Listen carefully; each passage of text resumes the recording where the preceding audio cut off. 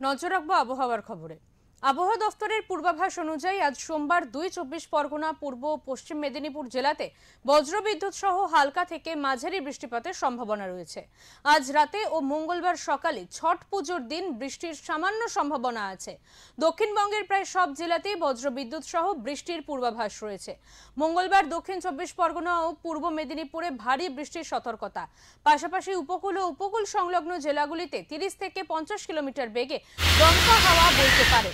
উত্তর ও দক্ষিণ ২৪ পরগনা, কলকাতা, হাওড়া, হুগলি, পূর্ব ও পশ্চিম মেদিনীপুর এবং ঝাড়গ্রাম জেলাতে রয়েছে বৃষ্টিপাতের সতর্কতা। বুধবার হাওড়া, উত্তর ও দক্ষিণ ২৪ পরগনা, পূর্ব ও পশ্চিম মেদিনীপুর এবং ঝাড়গ্রাম এই ৬ জেলাতে ভারী বৃষ্টিপাতের সতর্কতা রয়েছে। বৃহস্পতিবারও বিক্ষিপ্তভাবে ভারী বৃষ্টির সতর্কতা রয়েছে বীরভূম, পশ্চিম বর্ধমান, নদিয়া ও মুর্শিদাবাদে। জানা গিয়েছে, দক্ষিণ বঙ্গোপসাগরে তৈরি হওয়া ঘূর্ণাবর্ত গভীর নিম্নচাপে পরিণত হয়েছে। দক্ষিণ পশ্চিম এবং মধ্য বঙ্গোপসাগর এলাকায় গভীর নিম্নচাপটি ঘূর্ণিঝড়ে পরিণত হবে। এই ঘূর্ণিঝড়ের অভিমুখ থাকবে পশ্চিম ও উত্তর পশ্চিম দিকে।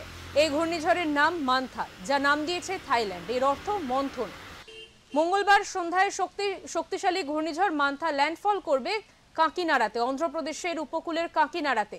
ওই দিন সন্ধ্যায় স্থলভাগে প্রবল হবে সম্ভাবনা। ল্যান্ডফলের সময় গতিবেগ সর্বোচ্চ থাকতে পারে ১১০ কিলোমিটার। ২৮ অক্টোবর মঙ্গলবার থেকে মৎস্যজীবীদের সমুদ্রে যেতে নিষেধ করা হয়েছে। ২৭ তারিখের মধ্যে উপকূলে ফিরে আসতে পরামর্শ দেওয়া হয়েছে।